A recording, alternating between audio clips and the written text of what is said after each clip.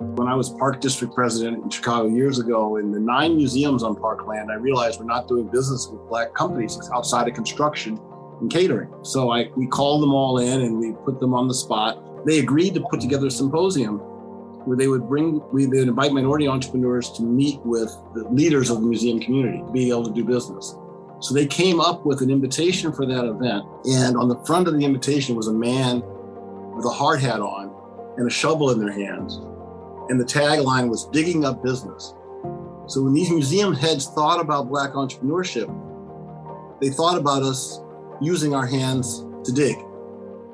They didn't think about us as being Bill Gates or Steve Jobs, or being a lawyer or an accountant or a money manager or a consultant or an advertising executive. They thought about us, in that way.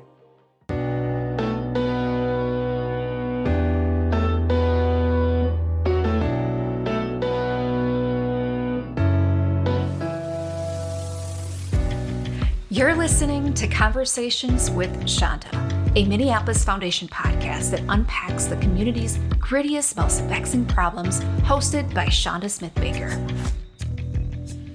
Up next, we have John W. Rogers, Jr., Co-CEO of Ariel Investments, the global value-based asset management firm and the first African-American-owned asset management firm in American history. Chanda sat down with John to talk about the term supplier diversity and how Black and brown communities have gotten trapped in the lowest margins and the least economically viable parts of our community. Instead of the supplier diversity term, we need to move into business diversity and for the first time start to use Black and brown law firms, accounting firms, consulting firms. You get the idea. But what a radical thought.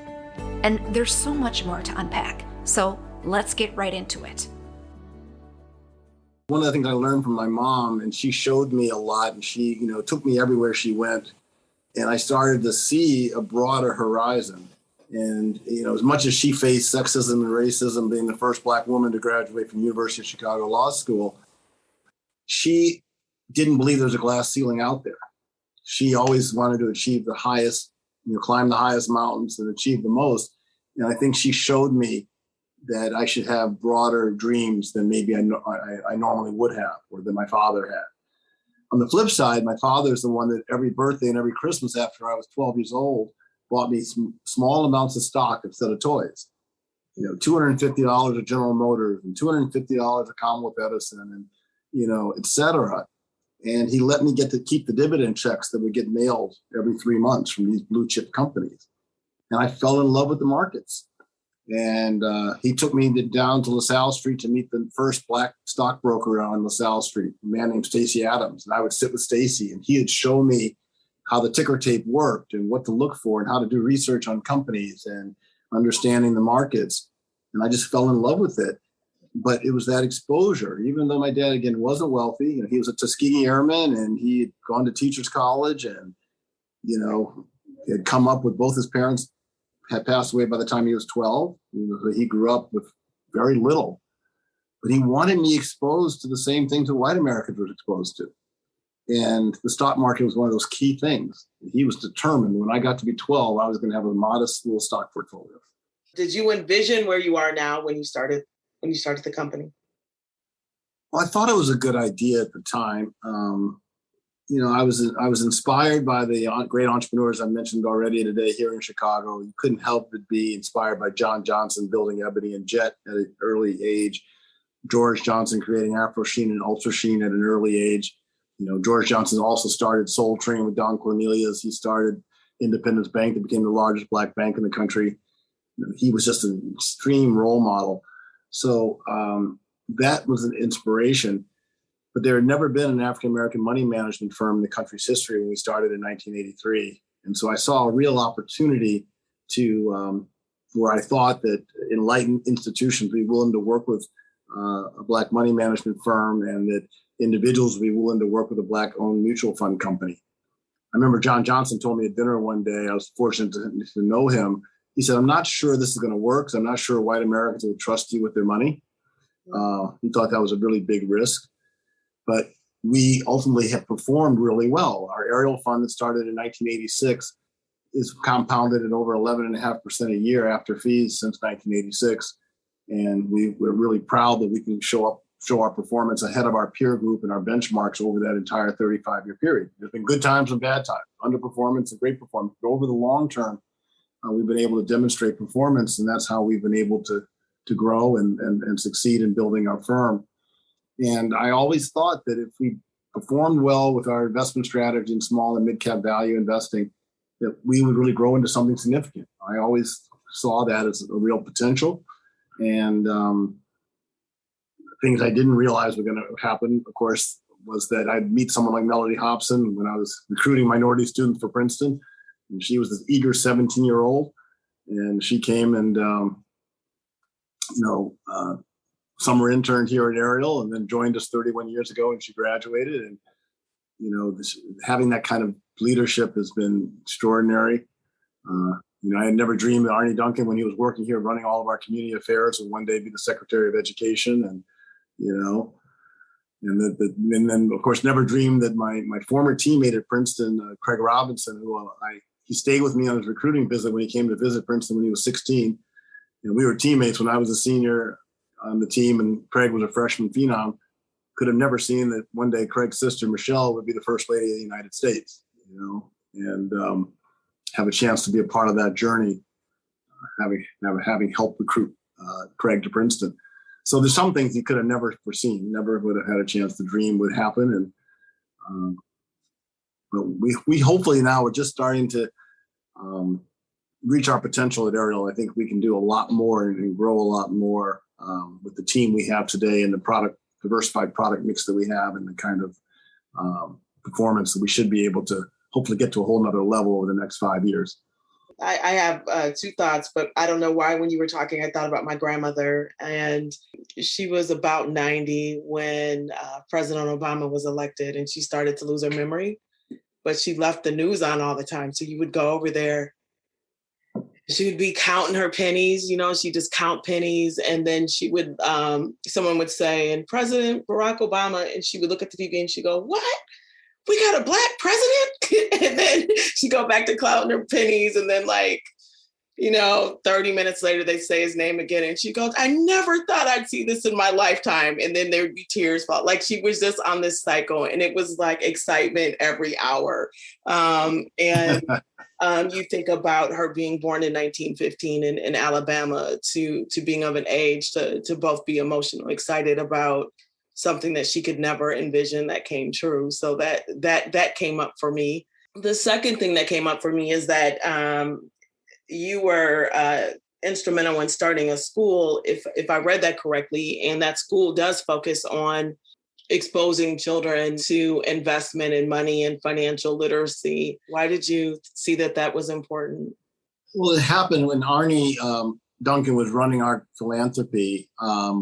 He, along with his sister Sarah, came up with an idea that we should help start a new small public school in Chicago. And the idea behind the Ariel Community Academy in the beginning was that you needed to have a smaller public school with smaller class sizes, robust after-school programming to make a difference. And they wanted to be a remodel of a small public school when they created the Ariel Community Academy.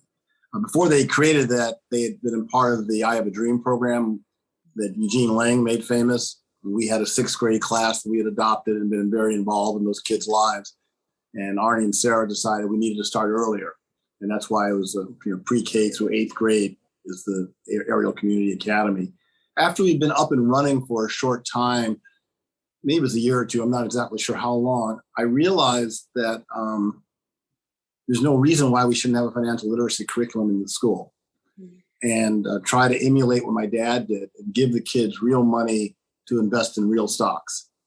And so the idea was that every first grade class would get a $20,000 class gift. They would watch us manage it the first 6-7 years, and then they would start to take over managing the portfolio themselves, picking real stocks with real money. And they would work with our analysts down here at Ariel's offices, and we would go down and talk with the kids about how to do research and how to do their homework and pick the right stocks. It's really worked out the way we had hoped. I mean, we have over 500 kids there at the school. When the kids get to 8th grade, They take $20,000 of the corpus and give it back to the next first grade class. And just say if the 20,000 is grown to 50 or 60,000, they take a portion of the profits that are left over and create a philanthropic gift, often for the school or the local community. Arnie thought teaching the kids philanthropy, which you would appreciate, was really important. And then what's left over, the kids would divide among themselves. And if they agreed to put the money into a 529 program, we would match it with $500 to teach the kids about matching, having put some money away for their future college tuition. And so, it's still a work in progress. Even though it's 25 years old, we can make this program stronger and better. And we used to have, and we need to bring this back. We used to have a newsletter. It's kind of like that old highlights publication where we show the kids in sort of colorful terms how to think about the markets.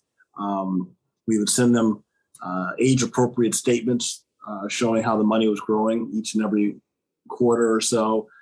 But one of the things we didn't anticipate in the beginning, or a couple of things we didn't anticipate. One, the kids would spend a lot of time after they learned about the markets going home and teaching their parents or grandparents about the markets, and that was a bonus we never thought about. And then finally, a lot of the kids, they saw that financial services careers could be something they could think about. When they saw someone like myself or Melody or others, folks of color doing research, picking stocks, they started to think about doing that themselves. And so many of the young people have gone into financial services, and some have started their own businesses and become entrepreneurs. We've created kind of a mini alumni association. And last thing I'd say, in the old days when Don Thompson was the CEO and before that president of the McDonald's, we would take them every year, 40, 50 kids out to the McDonald's annual meeting where I serve on the board, and the young people would get to ask a question at the annual meeting. One kid would get picked to ask one question. And then afterwards, they would spend an hour with Don Thompson and his wife, Liz, and the chairman of the board, Andy McKenna. But they would, talk to Don about how did you become CEO of one of the most iconic brands in the country. And Don, of course, being this, down-to-earth African-American guy, would just, really tell them all the hard work and all the efforts and all the things that he did that got him to that position in his life. And that was always a favorite. We tried to bring great speakers down to the school to talk to the kids and expose them to as much as possible. But we need to continue to get better and better at it and be more consistent with the execution. Yeah. We hope it could be a model of how financial services companies could partner with urban public schools in this country. That's what we keep dreaming. Yeah, for sure. I mean, my mom is not here. She passed away a little bit over a year ago, but she would always talk to me about this banking program in her school. And she was like, if you could just do one thing, like in all your leadership and community, if you could just get a banking program back in the school. Every Friday, we would bring money from school when she was in elementary school, and they would get their bank books and they would get to see their statements once a year. And she talked about it as her favorite thing all the way through K-12. That was the thing that she looked forward to the most and what she felt like was most impactful. So you really just one-upped it. So I wish you could hear what you just shared with us. And then, I had the opportunity to listen to Ursula Burns one time. I think it was she was speaking at Target. And I remember her sharing that when she came to Xerox, and it stuck with me. She said, when I got there, I didn't even know what the CEO was. Mm-hmm. And the importance of all of the things that you just said that are so deliberate, but in the last piece of just being able to see folks that look like you, CEOs that are African-American, Black men, Black women in these roles, folks of color, the impression and the inspiration that it leaves in our communities is tremendous. Well, it's self-serving for us to say this, but I do think, I tell people all the time, Ariel would have never made it through its first 3 years if the city treasurer, Cecil Partee, hadn't convinced the city's pension fund to give us $1 million to manage. So whatever good things we've done with the Ariel Community Academy or the Black Corporate Directors Conference, or developing leaders like Melody or Jason Tyler, who's the CFO of Northern Trust Bank, and Shunjan Thomas at Northern, who's on the management committee there. They all started their careers at Ariel. And all the community work that we do with Melody chairing After School Matters here in town and all the rest, it wouldn't happen without customers. And this idea that so many of the anchor institutions in our community don't work with Black money managers, if we hadn't had those early customers, we wouldn't be in existence. And so I do think it is important for all progressive institutions, if they care about our community, they've got to work with our community and allow us to have economic empowerment. Dr. King often talked about how white Americans deplore prejudice, but accept or ignore economic injustice. And that continues to be the state of our society today. And slowly but surely, after the George Floyd murder, a few enlightened people are starting to think about this. I've actually talked to two wealthy white women just in the last few months who've called up, I met them through various circumstances, saying they realize they could be doing more, and it's starting to dawn on people that this economic justice issue is a big deal. But it still is going to take a lot of work, and we got to use these role models we said earlier, those that have done this well. Hopefully it'll help shame people into doing the right things, and because sometimes people just don't know how to do it and they're afraid of it, and or they have this unconscious bias. Last example I always give is when I was Park District President in Chicago years ago, in the 9 museums on Parkland, I realized we're not doing business with Black companies outside of construction and catering, supply chain stuff. So we called them all in and we put them on the spot because the Park District, they were on the Park District land. They were getting direct subsidies from the Chicagoland taxpayers. So they agreed to put together a symposium where they would they would invite minority entrepreneurs to meet with the leaders of the museum community to be able to do business. So they came up with an invitation for that event. And on the front of the invitation was a man with a hard hat on and a shovel in their hands. And the tagline was digging up business. So when these museum heads thought about Black entrepreneurship, they thought about us using our hands to dig. They didn't think about us as being Bill Gates or Steve Jobs, or being a lawyer or an accountant or a money manager or a consultant or an advertising executive. They thought about us, in that way. And that continues to be too much of a problem in our society today. This implicit unconscious bias is still prevalent in so many ways in so many institutions. And people are, because it's an unconscious bias, they don't even know what they're doing. And that's why it's up to us to call them on it. Yeah, when we talked briefly on the prep talk, yesterday, I mentioned that an article had come out that talked about Black businesses dropping by 40% over the last year. And a lot of it is likely due to the pandemic. But we're here in Minneapolis where George Floyd's death was recorded. People went to the streets, lots of social unrest afterwards, and our community really suffered from it. As such, lots of companies have been moved in new ways to think about Black wealth, investing in Black communities, and how to support Black leadership. And I would really love it if you could offer any perspective on just how they might lean in differently than how perhaps they've thought about those investments historically. I mean, I'll tie them together a little bit because one of the things that when I analyze the fact that it's been such a tough year for African-American businesses, it's partly because we are often in the lowest margin parts of the economy. Often we're doing the catering, the construction, the janitorial services, the supplier diversity parts of the spend of major anchor institutions in our community. And of course, when the economy got destroyed because of COVID, all of a sudden, those types of opportunities dried up completely. We had no more jobs, our businesses closed. While most of white American, where the economy is the strongest, where people are investment bankers, they're lawyers, they're consultants, they're private equity leaders, they're in technology, all those businesses thrived even throughout COVID. So I start with that to say that part of the problem is we fall into this trap of the term supplier diversity and have gotten trapped in the lowest margins, least economically viable parts of our economy. And it's something that we have to transform if we want to be able to create multi-generational wealth and opportunity for our communities. So one of the things we hope that corporate America will do, and the anchor institutions, our local hospitals and universities and museums and foundations, will start to do business with Black and brown people in the parts of the economy where the wealth is created today, and get rid of the term supplier diversity and replace it with what the University of Chicago calls business diversity, to signal that these anchor institutions are willing to do business with us in all aspects of their spend. And for the first time, start to use Black law firms, Black accounting firms, Black consulting firms, public relations firms, advertising agencies, technology firms, money managers for their endowment, et cetera. And if these anchor institutions that say they care about our community start to use us in everything that they spend money on, we will have an opportunity to build businesses of scale and have multi-generational wealth opportunities. But that's a transformative thing. And I tell people all the time that the term supplier diversity is kind of like Blockbuster Video versus Netflix, or BlackBerry versus the iPhone. It's literally 40 years out of date. And if we want to transform the world, we have to use the term business diversity and start to think about using us in everything the money gets spent on. Mm-hmm.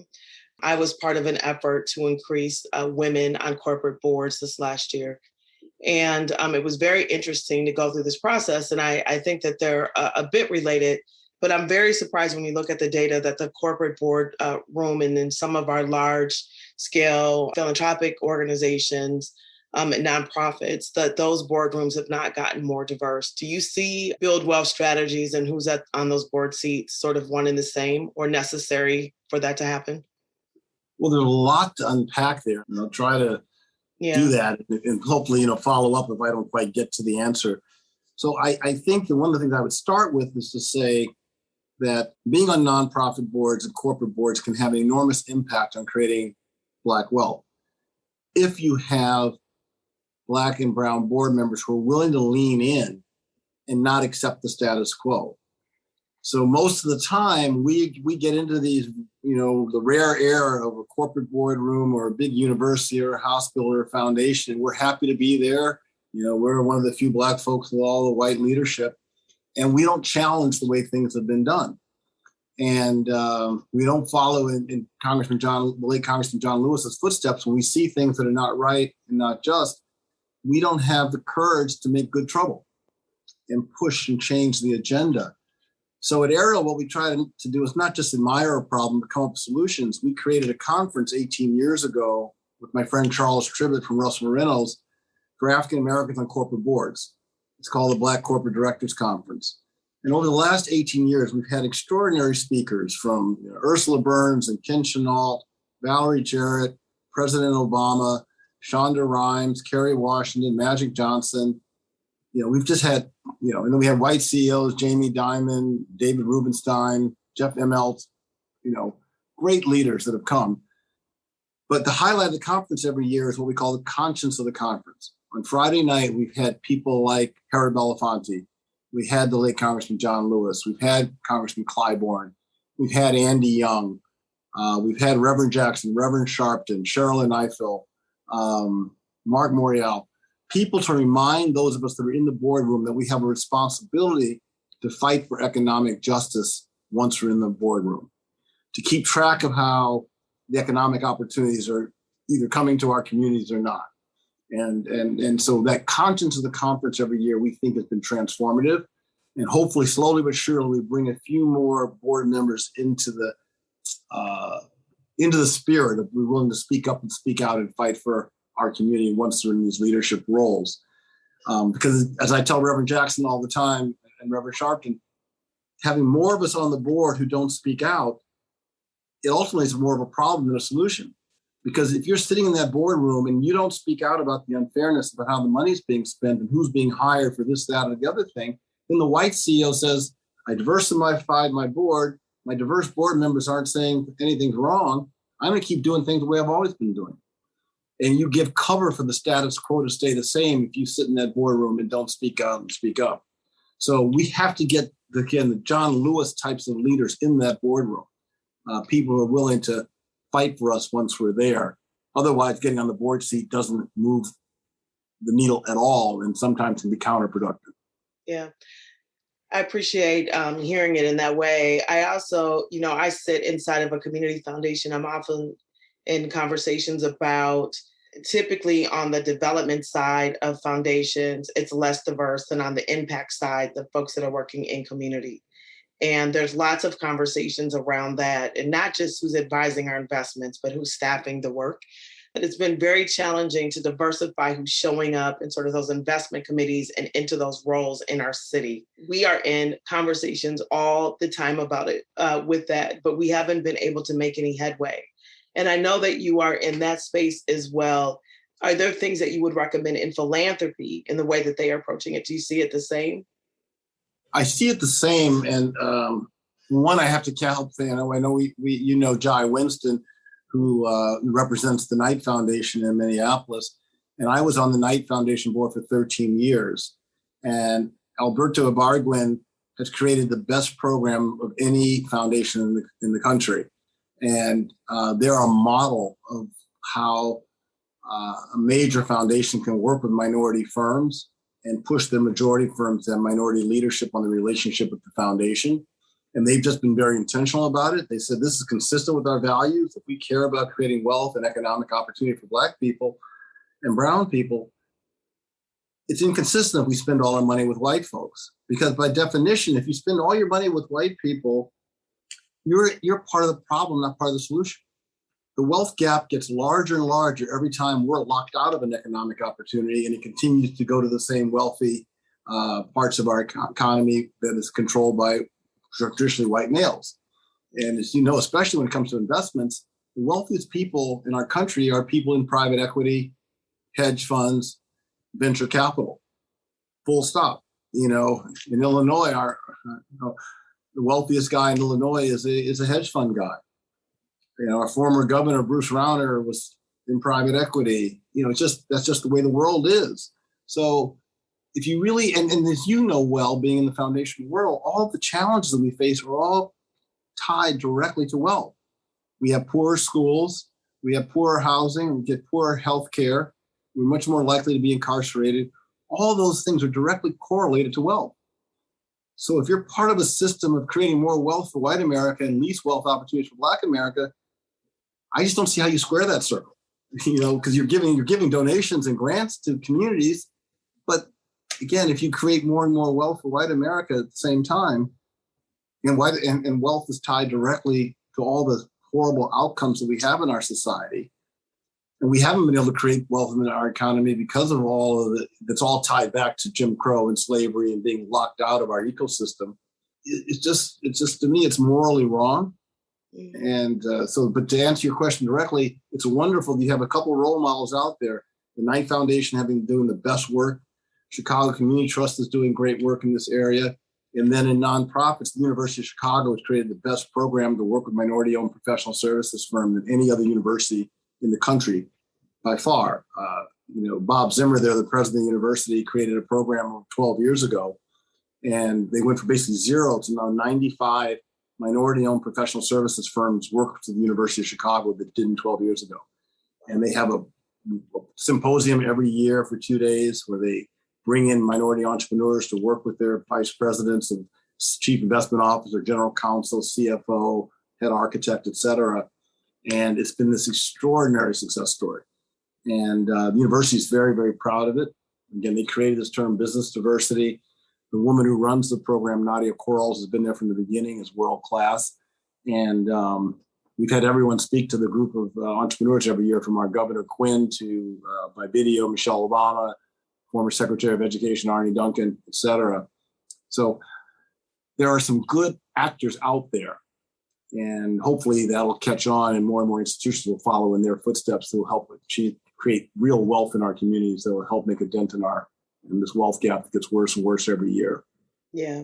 We often talk within our work around the build wealth strategies. We are becoming more accepting or more familiar or more embracing sort of the history of this country as it's becoming, I think, more exposed and shown. The Tulsa Massacre, the Centennial coming up, people talking about it, people who have never heard of it. And there are some that we've encountered that know the deep history of wealth extraction in communities of color and the Native communities. And then there's others that see it as an isolated incident.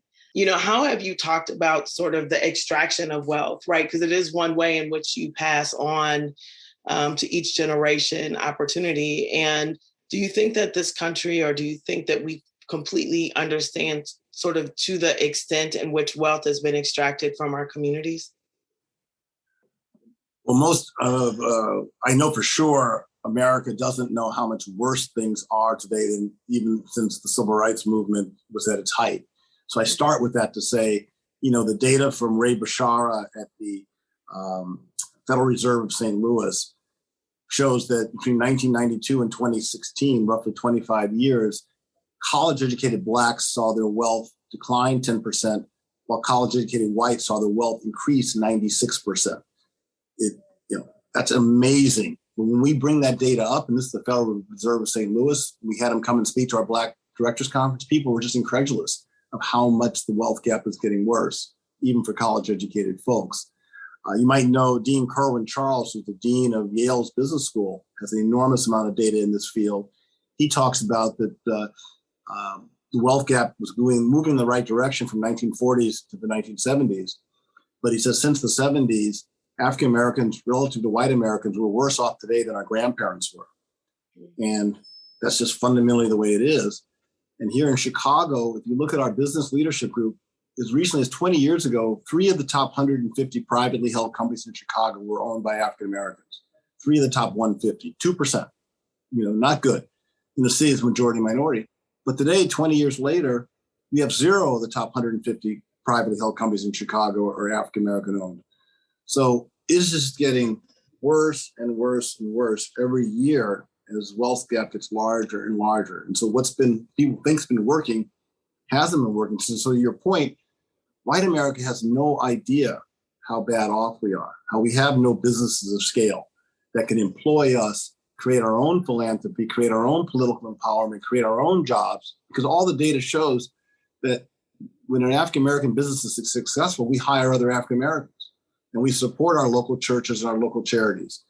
That was our legacy with John Johnson here from Ebony and Jet, and George Johnson here in Chicago with AfroSheen and UltraSheen, and many, many other entrepreneurs. But we've lost all of that.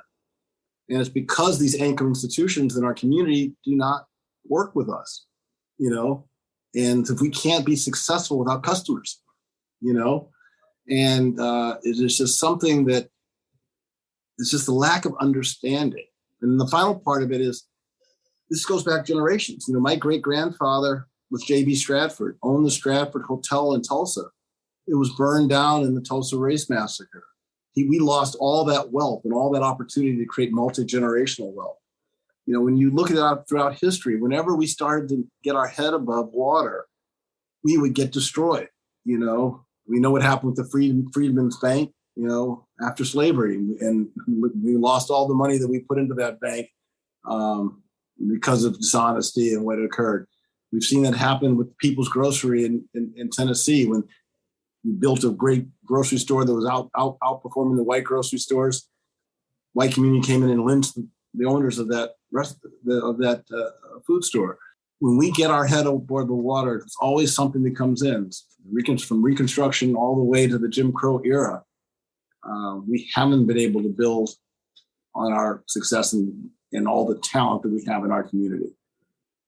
One of the other bits of news that we have in our city is that there's a Black bank that's coming to town, First Independence Bank. It's one of only 18 Black-owned full-service banks in the U.S. And that announcement came out yesterday. And again, watching sort of the comments of community, even within the Black community, people feeling excited and skeptical. And then other people saying, why does the race of the person who's opening up the bank matter? Like, why does it matter? And it is still fascinating to me every day, even though I'm in this work, why people don't sort of understand why that matters. But it is an exciting moment for us. And this has been tried in the past. And I'm sure we have had Black-owned banks here that just simply did not do well. And, it is my hope that people are willing to invest and make this successful. But I'm wondering if you have any thoughts in terms of things that we can do here in the Twin Cities to ensure its success. What I tell people about this issue all the time, it's very interesting to me, and it continues to be a problem today, and it was a problem 40 years ago. Black banks are often very focused just on lending, which is often the least profitable again, I talked about earlier, we always somehow find a way as Black folks to be in the least profitable parts of the ecosystem. If you look at JP Morgan Chase or Wells Fargo or the large white banks, they do lending, but they also do investment banking, and they do private equity, and they do venture capital, and they get involved or have over the last 40 years in all aspects of the spin. And if you look at the profitability of the large white banks, it's diversified over all these high margin parts of the ecosystem. So if we're going to be successful with a Black bank, we need to do lending. That's important. It's important to lend to our local communities, but we have to diversify. There's no reason why Black banks can't do what I do and be in money management. There's no reason why they can't do what Jim Reynolds does and Chris Williams and others and be in investment banking. And if they had done that, they would have had a diversified revenue stream in high profit margins. They would have been able to employ many, many more people, create much more profitability, and then have the wherewithal then to lend to local communities and local entrepreneurs that need that lending capacity. So we've got to figure out a way to get out of this siloed view of what a Black bank is and follow what the white banks have done. I just don't get it. I remember having this conversation literally 38 years ago, 37 years ago with the head of Independence Bank and saying, you guys should get into the business I'm in. Maybe we can do this together, be in money management as well as lending. Right. It just was not part of their thought process. Yeah. As we wrapped, you talk about the two donors that came to you. This is a common question that we get, and particularly, and I don't even know, but I'm in Minneapolis, right? I'm sure it's happening everywhere. But George Floyd, it's been so immediate and urgent and concerning to just watch what happened in our city. Minneapolis is one of the most generous cities. There are people that are doing lots of great work. But if you're not paying attention to the biases that you're holding and the differences you're making and where you're giving your money and how you're giving money. And I get asked all the time, how should I invest differently in community? Like, how does my biases show up in my giving? Like, where should I be thinking differently? Like, what advice do you have for individuals with means that are thinking about how to get involved differently on issues of equity? Well, the two things that we're doing at Ariel, because again, we try not just to admire the problem. We learned that from a friend, John McCarter, who used to run the Field Museum. He said, don't just admire a problem, try to find out solutions. So one, as I touched on earlier, I think finding ways to get financial literacy curriculum into public schools in this country is a big, big deal. There's a great program in New York City now, New York City Rise, where they're getting young people real dollars to invest for the long run early in their lives. And it's going to make all the difference in these kids' lives, getting them exposed to the markets. They see the magic of compound interest. They see it growing over time. So engaged and involved in not only financial literacy, but giving kids real money to invest in real stocks, teaching them about private equity and hedge funds and these lucrative parts of the economy. I think, progressive donors can do that with your public school system. Mm-hmm. The second thing that I say, we're doing at the University of Chicago, and everyone can do this at their local universities. We created a program for minority students to get paid internships to work in the investment offices of major endowments. Mm-hmm. And we've had now over 70 kids go through this program in the last 4 years, everywhere from Kresge Foundation, Knight Foundation, MacArthur Foundation, JPB Foundation. These young people of color are entering into a world they didn't even know existed, most of them, when they got to the University of Chicago. They didn't know there was an endowment office overseeing $11 billion. They didn't know that you could learn about a career in endowment management, or also when you're working in an endowment office, you're going to learn about all the different asset classes that the endowment invests in. So we think this is something that any progressive leader can do, is to make sure that foundations have robust internship programs that recruit minority students to learn about this magical industry where so much wealth and power and influence is created today. And as I said earlier, the wealthiest folks in our community are often the people in private equity, hedge funds, venture capital. Where best to learn about that than being in the investment office of a major endowment, or working with so many young people today care about purpose, working for a wonderful endowment like yours And knowing that every day as you pick better and better money managers and make better and better asset allocation decisions, that you're going to create more wealth to be given to communities of need. Or if you're at a university, they need more dollars for scholarships for kids of need. You have a young person of purpose getting exposed to this whole endowment ecosystem. We think it's a big, big deal, and think that our program at the University of Chicago could be a model, for the country. Mm-hmm. Yeah, I really do appreciate your time. I know that you have had a packed schedule. I try to keep you down to 45 minutes as promised. I appreciate really good nuggets offered here. And you certainly have got me going. The supplier diversity thing hit right where it needed to hit for this podcast, because that is the conversation that we are in all the time in our city, and to take it up a level and to have our businesses and corporations think about that differently is a tremendous gift to our city. So thank you. Well, thank you. This has been really fun, a great conversation. I really hope we can stay in touch. Yeah. Hopefully when I get to Chicago and get to Joyce, and I'll tell Paula I met you and virtually. I hope you have a great weekend, and I hope your evening is not much longer. Yeah. Well, I look forward to seeing you when you get to Chicago. Sounds good. Take good care. Bye-bye.